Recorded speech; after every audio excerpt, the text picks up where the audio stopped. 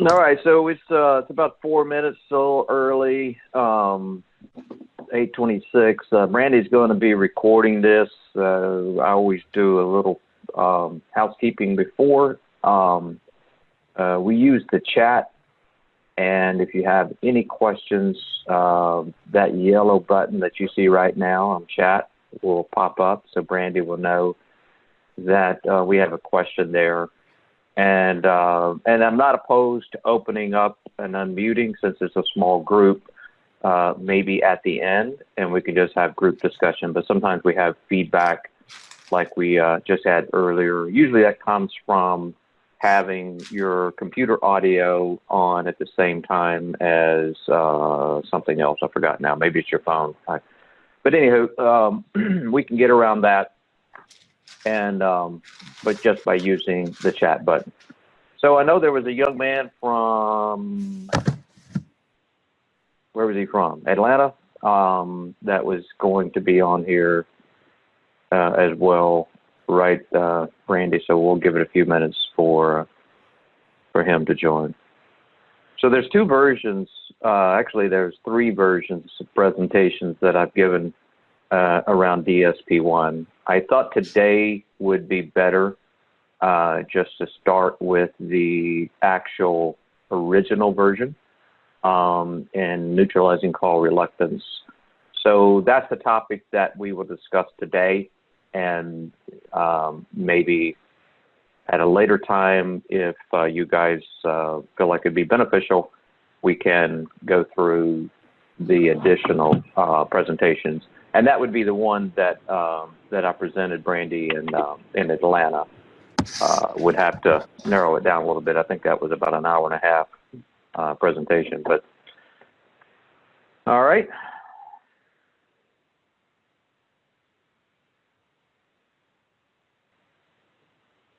All right. So it's 8:30. Let's get started. Daily success. What is DSP? Daily Success Plan.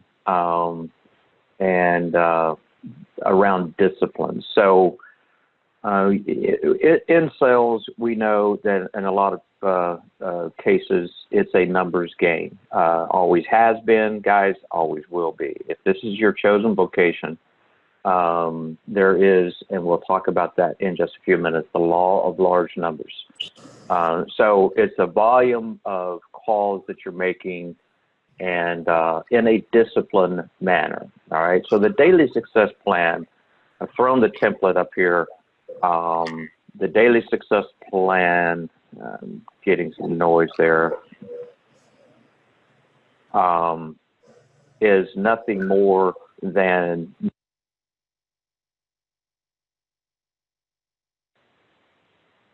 just accidentally muted myself. Sorry. It's nothing more than managing your day on a daily basis. So we have in our industry a lot of what I call remote areas or remote mortgage loan advisors that may be one or two men shops or lady shops that are, you know, kind of in a look. I'll give you an example. We DeLand, Florida. You'd have to probably go on your map to find DeLand, Florida. Well, DeLand, Florida is an outlying area of Orlando, suburb of Orlando, sort of. And Rick Swan has been there alone by himself for, you know, the last 4.5 years with a copia. And the last thing you want is to have somebody in a remote setting not feeling like that they're engaged, involved. And you can be in a large branch with, you know, 9 or 10 employees like we have in Port St. Lucie and not feel like when you come in on Monday, what do I do now? And not really have a plan. So there's an old saying that failing to plan is planning to fail. And it's so true that I repeat it a lot. It's not a cliche, it's true. So the Daily Success Plan is it was actually, this program was developed by, giving them credit, Mortgage Marketing Animals, Carl Weiss Group. And it's planning your activities on a daily basis and managing your calendars. So one of the things that I share often is that this taught me in presenting this is the managing of my own personal calendar. For Acopia, of course, but for my, even for Don and I, if you have an iPhone, you can have a family calendar, and setting a family calendar as well. But you managing your day and having a plan starts the day before. So on Sunday evening, you're looking at your Monday calendar and seeing what you have already planned.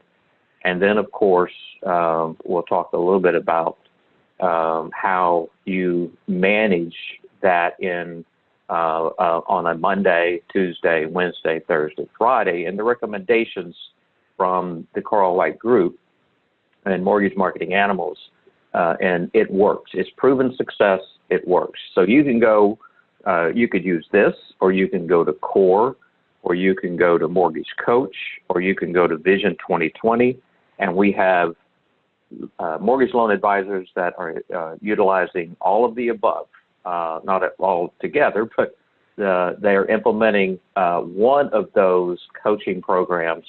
And I can tell you, I've been engaged in them all, and the disciplines are pretty much the same. All right, it's having a plan. So in front of you is a tracking sheet that we use, and we can provide this for you if you do not have it already. But it starts with Monday, what is called the Thor's Hammer, and that's where you are reaching out to and calling your top 30 list, where you say, well, I don't have a top 30 list yet. I'm maybe new to the industry. Well, that's where you're developing your top 30 lists. And establishing, hopefully, meetings with these agents throughout the week. So that's your A list. That's your agents that you want to do business with or are already doing business with. And maybe you're trying to establish your A list based on how many referrals you've received from those agents year to date. Let's just use that. And then your B list would be maybe you're saying these agents year to date, we're in month 10, have referred me one deal a month. They're my A list. And these agents have referred me, half of that, 5 deals for the year. They're my B list. And these are the agents on my C list that I'm either, that agent is high maintenance. So I'm going to, extricate myself from that person or from that relationship rather, and try to replace them with a high producing. And it doesn't, it doesn't have to be an A realtor. It can be someone who is similar to you in relationship and style that you're establishing that with. So that's your Monday activities. And then Tuesdays, your Just Ask campaign. And that is based on the loans that you have in the pipeline. When you have loans in the pipeline, obviously, huge activity opportunity. You've got the seller's agent. You've got, obviously, the buyer's agent that you're keeping up with or updating with what's going on. If you are never able to get in front of this agent, this is a live testimonial. A seller's agent that one of our mortgage loan advisors, high-producing mortgage loan advisor, had been trying to get in front of for a long time, never could really do that, and used the opportunity, just happened to be on the buyer's end of a home that was listed by that agent, and used that opportunity on Tuesday to just update them. And I could tell you, make the call, and they answered the call because they were calling about the John Doe file. And from that developed a rapport, a relationship, and now we're getting referral business from that agent. Huge opportunity. They're captive at that point. They'll talk to you when they have a buyer in the works, but maybe not as not an incentive for them otherwise. So use that opportunity. Just Ask campaign, and you're asking for business in this way, or the recommendation was this way. Can I count on you? If you know of someone, that could be family, that could be a coworker, a friend that is looking to sell their home, buy a home, or refinance their home. Can I count on you to give them my information? And that's the Just Ask campaign on Tuesday. And you have listed the buyer's agent, the seller's agent. You also have other third-party vendors that are involved, title company, attorney. You're looking at, the insurance, any opportunity at that point or engagement in that file is an opportunity to ask them those questions. Every one of them, you can ask those questions. Hey, can I count on you if you know someone, family member, friend, or coworker that is looking to buy, sell, or refinance? Can I count on you to give them my information? And I'm telling you, 99.9% of the time, you're always going to get a yes, sure. And then on Wednesday, activities, your database.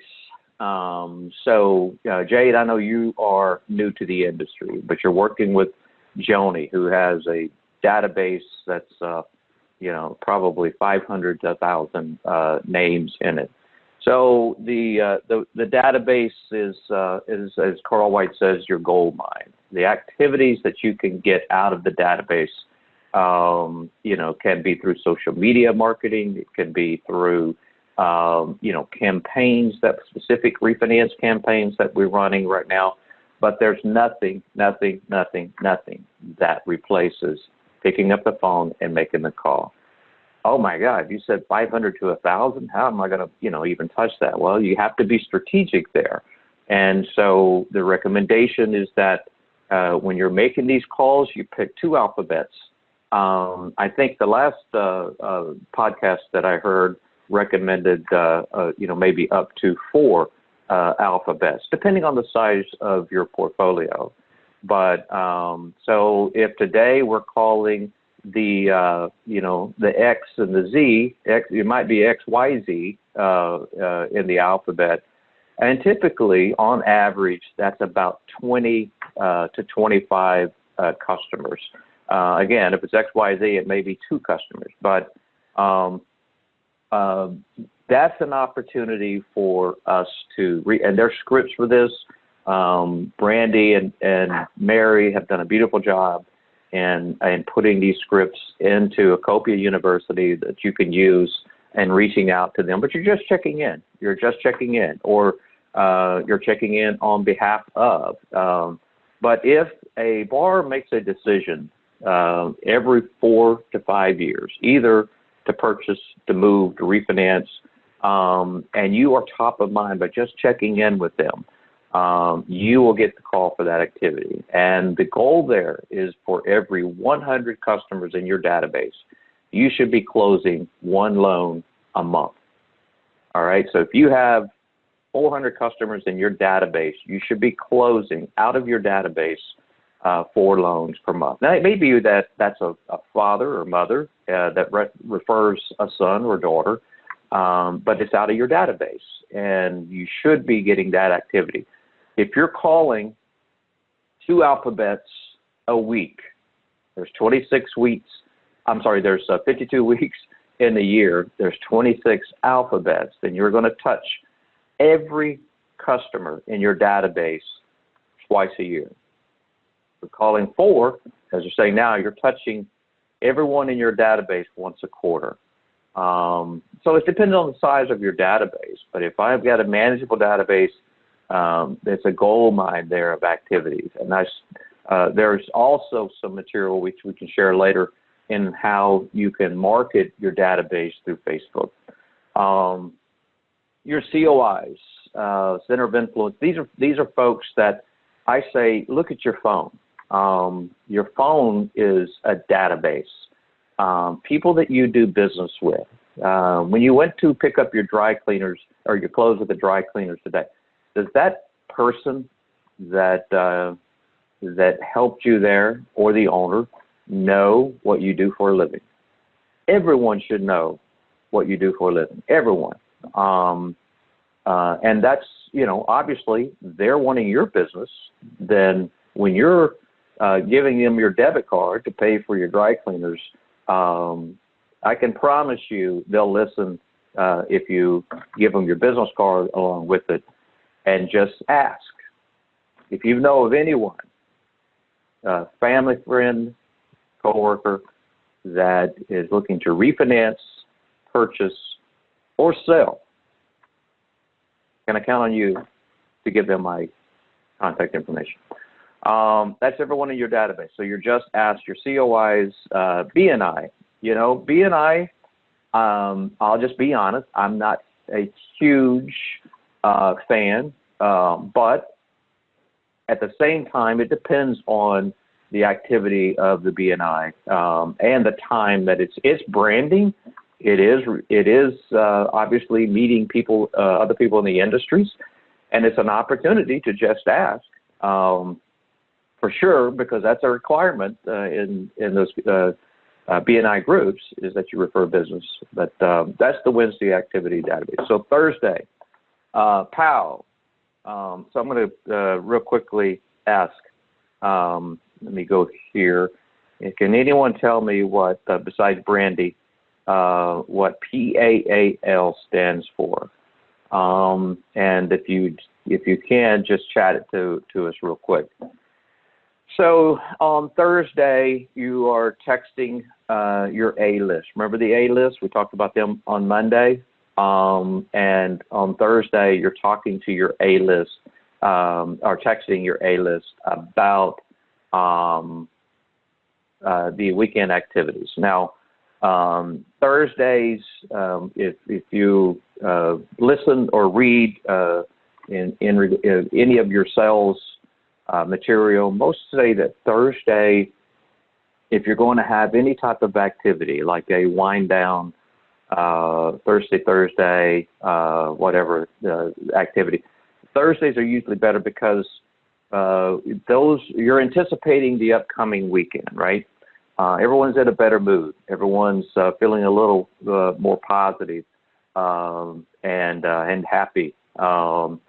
So Thursday's also a time for you to reach out with the text. Again, have the scripts in Acopia University, reaching out to the A-list about your availability on the weekend. So, true story.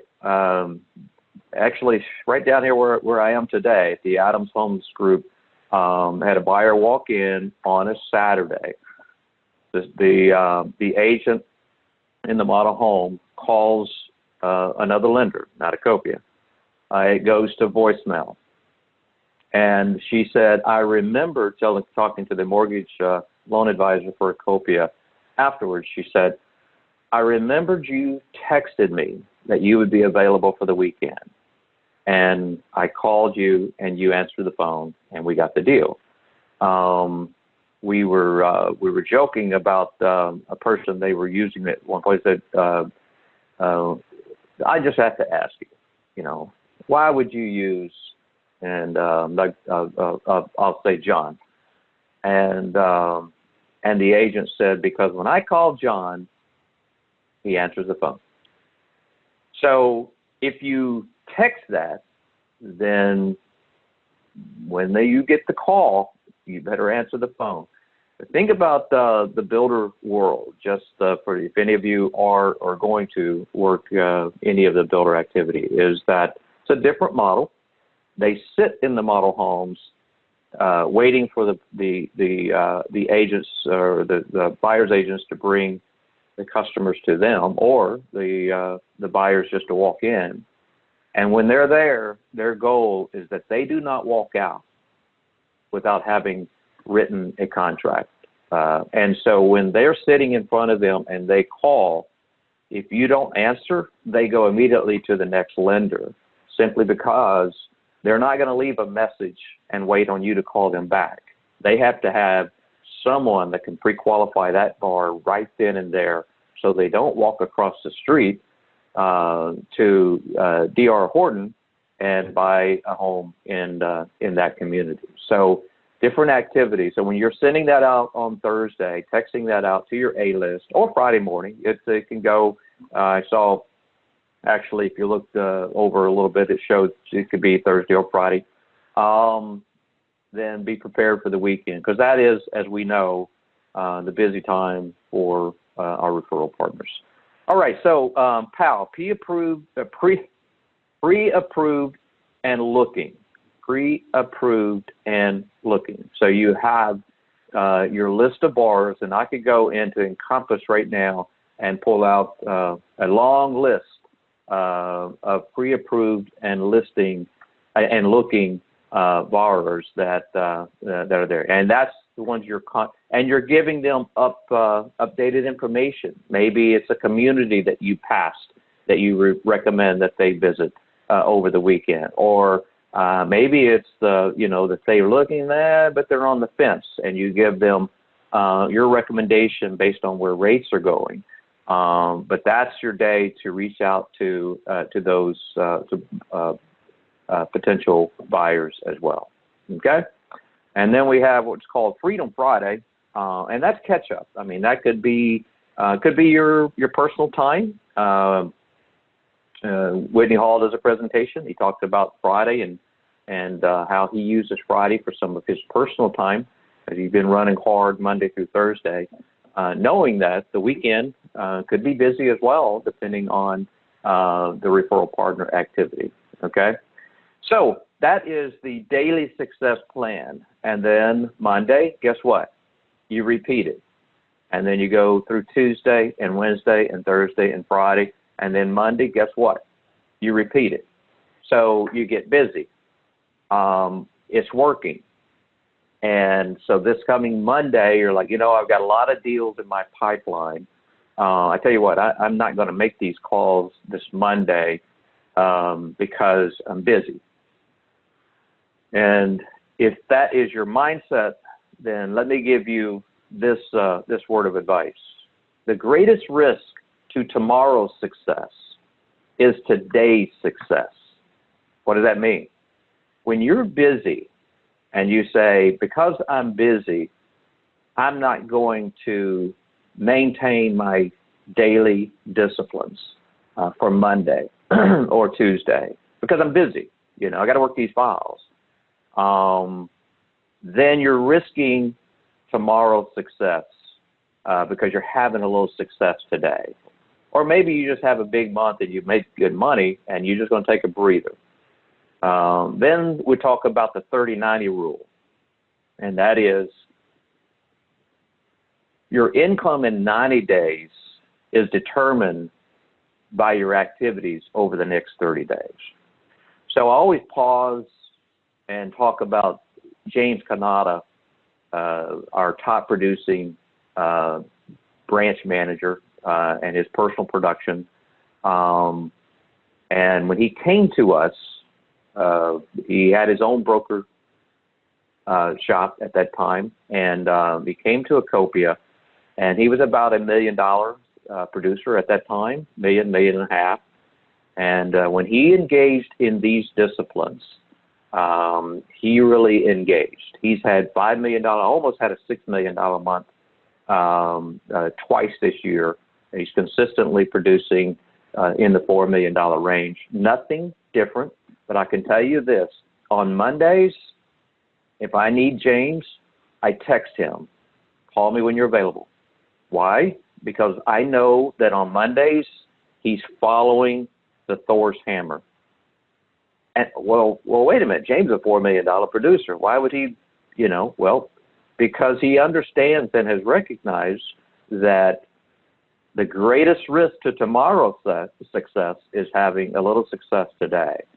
And he will not deviate. He puts the blinders on. He has a loan partner that he depends on to drive the process. He has a processor that he stays out of her lanes and allows her to drive. He trusts them. He has a pipeline meeting every morning. No, not every Monday. I said every morning he has a pipeline meeting at 9:30. I respect that time. I don't call him or text him during that time because I know that hell or high water, they're going to have a pipeline meeting and maintain those. And then he's about doing his Monday activities, his Tuesday activities, his Wednesday activities, his Thursday, Friday, and then repeats. And he's been doing that now for 4 years and having great success. So we can talk about another one, employee that started it in this past December. Actually, he engaged in the process in December, and this year his production is up $4 million over. I'm sorry, $5 million over the same time last year. So he's actually could possibly even double his production. So that's and he's maintained those disciplines as well. So it works, guys. Is my point. But you can't have some success with it and then stop. It's something that you have to be married to. You have to be absolutely committed to, and it can't be part-time. Is it easy? No. Does James have disappointments? Had one yesterday. Shared it with me. Absolutely. Does that deviate his daily activities and plan? Not in the least. No. For every, if he loses one, he knows he has to replace it. It may take 10 calls to replace it. It's just what we do. I say this a lot. If it was easy, everybody would be doing it. But it can be very, very rewarding financially and, you know, just fulfilling in being able to develop these relationships. All right. So let me now go out of this and we'll jump into another piece. Oh, wait a minute. I did that the wrong way.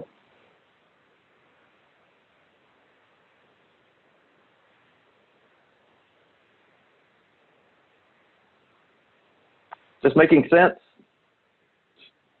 All right. So I go to slideshow, right? And then go from beginning. Now, guys, I'm going to have to go pretty fast here because I spent a little longer time than I thought in that part of it. But I think that's very important for you to understand, first, the daily disciplines or the daily success plan model, and then we'll talk about some ways that might be advantageous or helpful for you to get there, all right? That's a beautiful skyline of Nashville, I think. Yes, it is. So the DSP-1 recap, and this is why you're on the call today, to kind of, some of you just joined, some of you may want a refresher, but the DSP-1 was about neutralizing call reluctance. It's just natural that call reluctance is built in, but it's one of those things that activities that the more you do, then the less impact that it has or less fear that you have of call reluctance. So let's start with neutralizing call reluctance is actually, we have the PDF for it that we can send to you. It's quite large. But there were chapters in there that we took away in our training activities and said, okay, let's break these down a little bit and have the key takeaways for each chapter. So if you are so inclined, because a part of your daily success plan disciplines is reading. I don't know if you saw that on the template, but reading something. So I read a couple of devotions in the morning, a podcast on a monthly basis, and just kind of gets me. I've done it now for so long. That's the first thing I do: get a cup of coffee, well, go work out, come back, get a cup of coffee, do the activities, and then start my day. And some of you, I'm sure, are doing the same thing already. So these chapters you're just going to talk about the key takeaways from each chapter, but I would encourage you, because they're not large reads, they may be 6 or 7 pages, but I would encourage you to go back, let Brandy send them to you, and go back and break them down yourself. And I think there are some takeaways in there that we may not cover that you may have. It usually always works that way, that will be beneficial for you. So the first one is think of small as big. And the key takeaways from that chapter were you can create more significant results in your business by focusing on the 20% of activities that yield big results. Okay, it's the 80-20 rule, guys. It's in every aspect of our business and honestly, every aspect of our personal life. Making the phone an instrument of your ability to help people live better. So what does that mean? That means that when you're making the call, really understand the purpose of the call and think big in the fact that I'm making this call, which may be small, but I am impacting someone potentially on the other end of this call that will make the largest financial transaction of their life, unless they buy a bigger home. All right? Typically, a home purchase is the largest financial transaction that most of our bars will ever make. So you're helping someone get out of an apartment, small home, smaller home, or first home, and helping them live their lives better. So when you go into that call with that purpose, that helps neutralize call reluctance. We know that business happens one conversation at a time. We talked about that whenever we're touching our database, 2 alphabets. Oh my God, I got 1,000 in my database. That's what, it was at Whitney Hall, I think, said, Ken, I got 1,000 in my database. How am I going to touch them all? Well, it's one conversation at a time and breaking it down, and it made a lot of sense. Elite producers have 50 or more good conversations on the phone every week, and then 10 to 15 face-to-face meetings every week. And this combination drives their results. There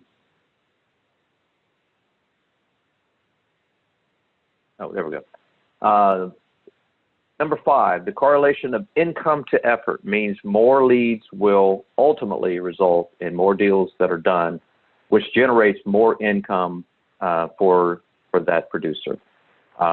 We talked about earlier the 30-90 rule. That would kind of make sense here, that the activities over the next 30, or inactivities, let me say it that way, the activities or inactivities over the next 30 days will determine your income in 90 days.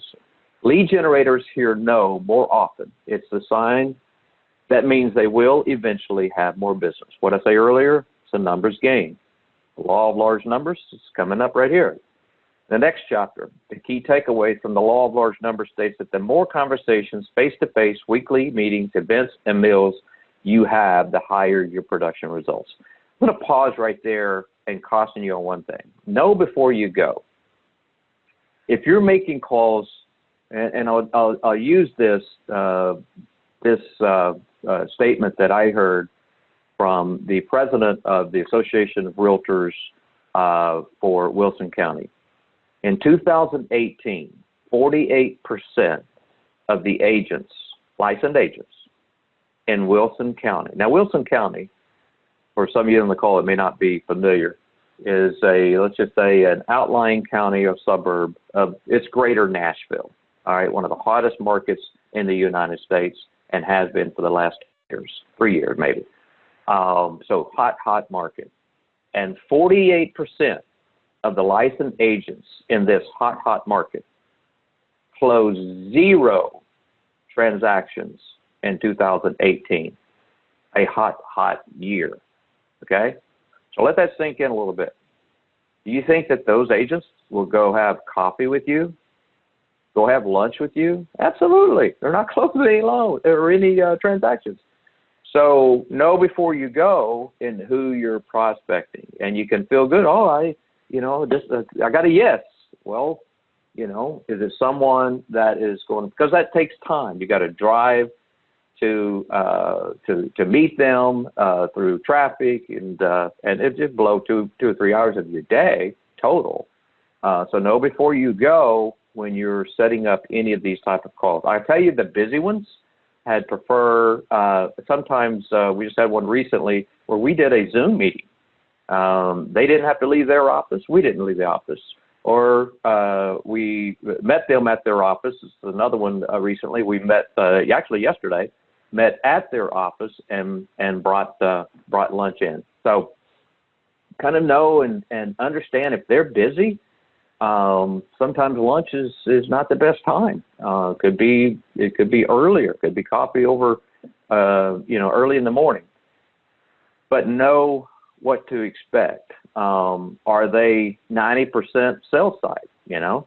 Still a good call, but is it really going to generate a lot of referral activity? Know before you go, and you can pull all of this information up. Brandy, I just went blank on the system, but we can get that to you. But we can pull the numbers up and know, how many transactions, how many were buyer side, how many were sales side, the whole enchilada, the broker, the whole team, all of it. A small shift in how many connections you have with your prospect can yield significant positive returns in your business. That's a given. Law of large numbers continue. The highest indicator of sales success is not sales skill, but lead development and prospecting.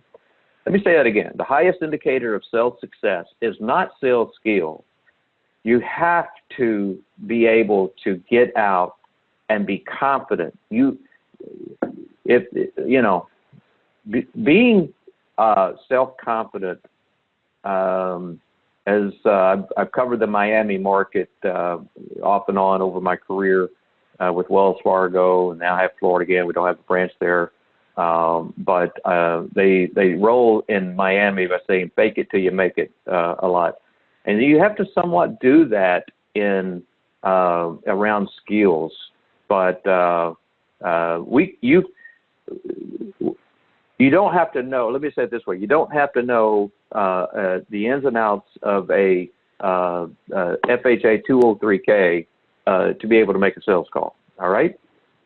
And there's tips and there's scripts on how to follow up on that when a question is asked that you don't know. But it cannot deter your getting out and making the calls. That is a piece of, if you're going to do a presentation is one thing. Yes, you do need to know the product before you present it to a group. But if you are making a call to build a relationship, you've got to make that call and start developing that before you understand the ins and outs of the Fannie Mae, Freddie, FHA, VA, USDA. You absolutely do. It's lead development and prospecting. It's not sales skill. You can have the perfect system in place, but if you don't make the calls, you won't do the business. And if you screw everything else up, but you do make the calls, you're going to have success. I should have just went on to number 4. You can predict your future with the 30-90 rule. That sound familiar? Whatever you do in this 30-day period is going to determine what you're making 90 days from now. Now, I'm going to tell you, if that doesn't motivate you and you wake up in the morning and think, Thursday. Oh, I gotta be active today. It's the 30-day rule, 30-90 rule.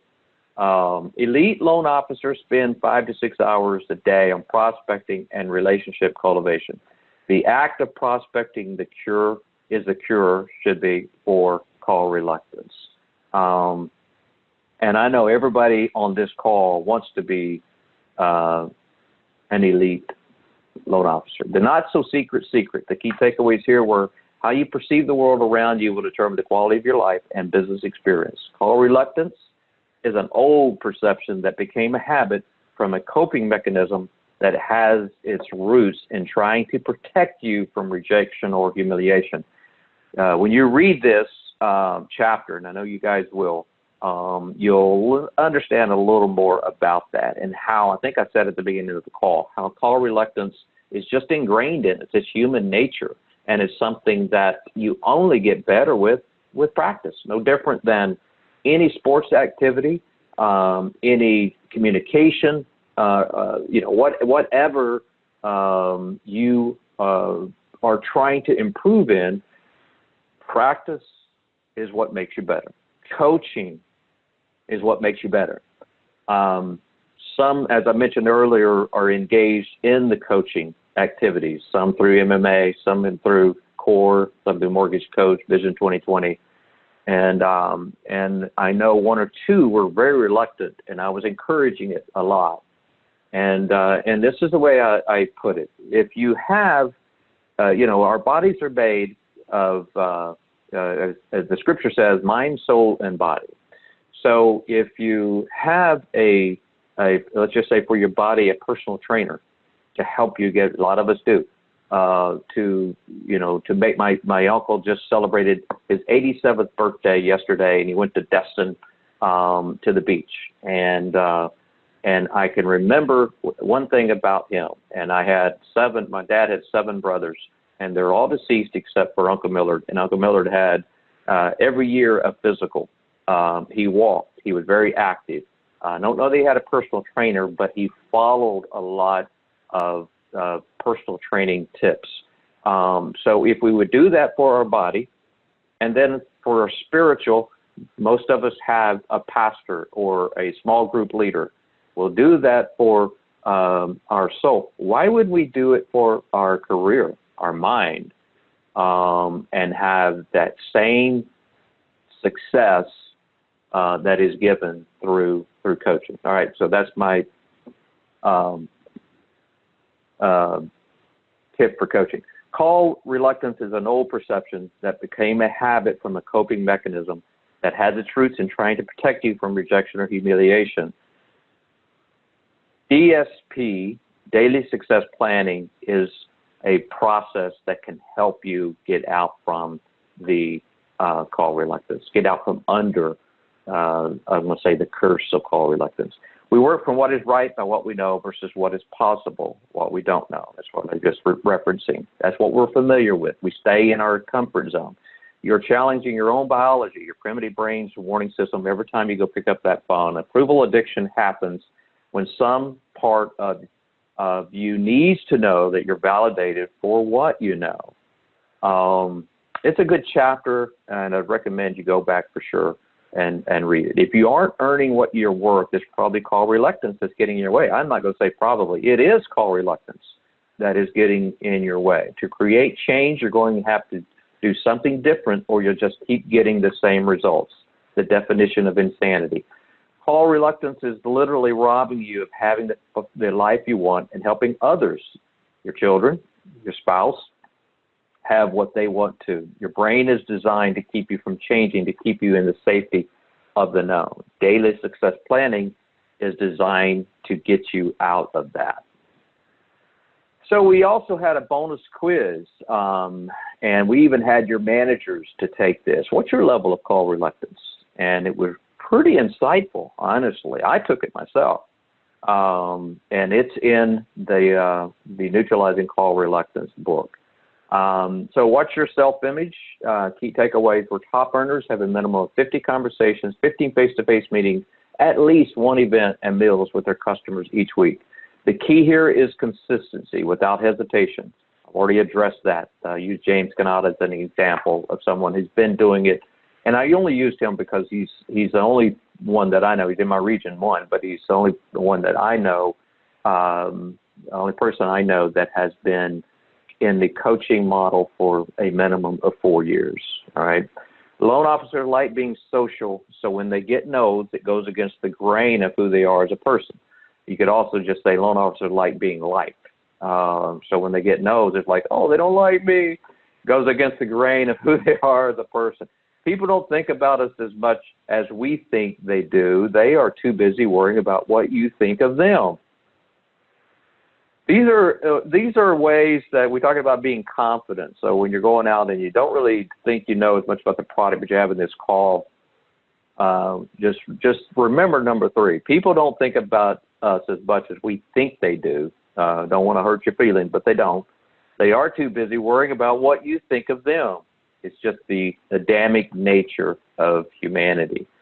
Your two brains was, think of brains when you read this, because you almost have to be brains when you're reading it to understand it. No, it's not that bad, but this is just to give you a little insight on that chapter. When you understand that call reluctance is hardwired into your biology, there is no need for shame or guilt when it shows up. It's just a part of our nature, okay? So don't think that, oh, I wish I could be like that person. It just comes so natural to them. They have no fear. No. They went through the same thing. I went through it, the same thing. And it's just, as I said earlier, the disciplines and the habits that you consistently are committed to that will get you away from that makeup of your biology. Different hormones activate in your system as a stress response, which are linked to call reluctance. You need to disconnect your beliefs on acceptance in your personal life from the beliefs of acceptance in your professional life. That's important. That's very, very important. And number 4, changing your relationship to call reluctance is a process of mental conditioning. I hear that a lot in sports of mental conditioning, and you know, whenever they would go through a very stressful game, and you know, he's mentally sharp, he's mentally conditioned. So there were 13 mental conditioning exercises that we went through in this chapter. Exercise 1, condition your brain. Exercise 2, determine what are the real odds of rejection. Exercise 3 was realize that you are the prize. One of the things that you have to understand, guys, is that your sales, right? This is an industry of mortgage loan advisors in a sales role, emphasis on the word advisors, that are calling on other sales partners. All right. So every agent or broker or builder, because you're talking to the sales managers of the builders typically, are in sales. So they're doing that. They have the same mental conditioning and disciplines needs. In fact, we did a presentation yesterday around this coaching model for a Keller Williams group, who also has their own BOLD training that they typically go through at least annually. And it's all around the mental conditioning exercise itself. So they feel what you feel. They're there where you are. They have the same fears. They have the same same reluctances, call reluctances. So realize that you are the prize, that you have a value, that you are an advisor. Size up the real fear and bring that bully down to size. Get an accountability partner. Number 6, for the next 90 days, put yourself into situations in which you know you will get rejected. That was pretty fun. If you'll read that, it's got some funny situations that you could put yourself in. For the next 90 days, I just said that. Desensitize by failing fast. Use a phone burner. We've talked about that. We don't have it implemented yet, but when you read that exercise, you'll kind of see what some are doing. Use the power of no. Always have a second offering. Turn call to action into mental problem solving. Can't say this enough. Exercise 12, track your numbers. Track. All right.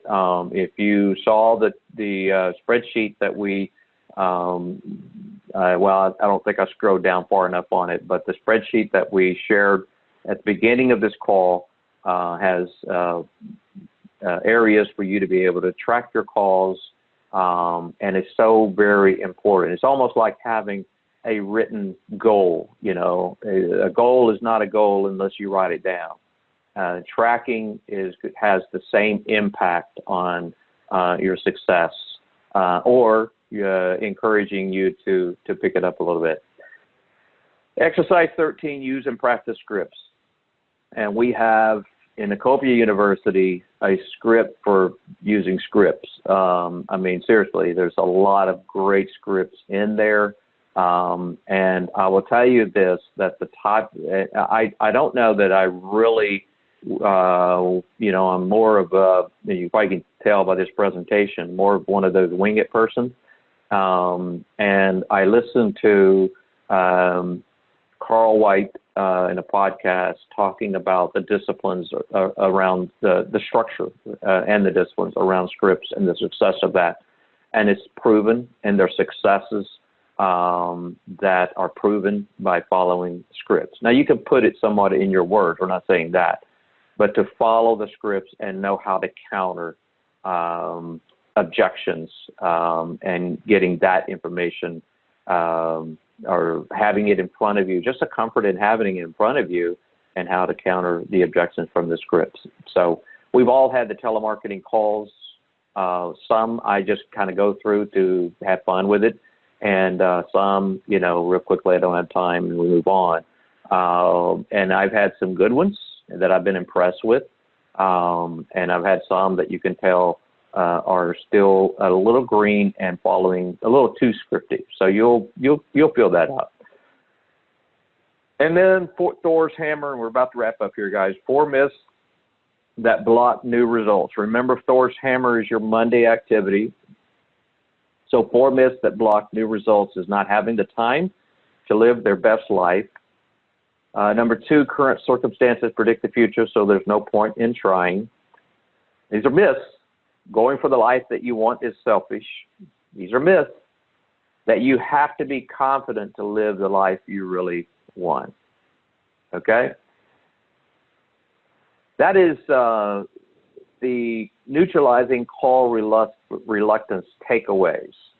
Now, those are not the chapters, those are the takeaways from the chapters. So I'm kind of going to the end of the book. You know, it's kind of like jumping to Revelations. We know how it's all going to end in the Bible. I went to the end of the book and we did the takeaways. I would encourage you to go back and break down these chapters, maybe take one a week, and then you'll see the takeaways, and I think they'll even make a little more sense for you. Okay? At this point, I will open it up. Brandy, if you want to open it up for any questions, and we'll be, after that, we'll be on our way.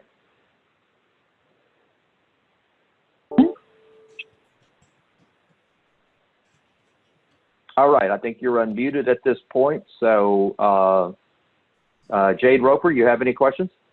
I don't. I appreciate the information, and it's something I'm very familiar with. So I look forward to putting it all in practice. Awesome. Heath Byers, you have any questions? I just typed one in. Is this book on Copia University? I may have missed that. No, but I did send it out in an email to you last week. If you're not able to find it, just let me know, and I'd be happy to send it over to you. I will. I'm sure I can find it. I will search for it now. Perfect. All right. Well, guys, thanks for your time. And with that, I hope you guys have a great Thursday. Send your texts out, and let's hopefully have some activity for you over the weekend. Awesome. Thank you. Thank you all.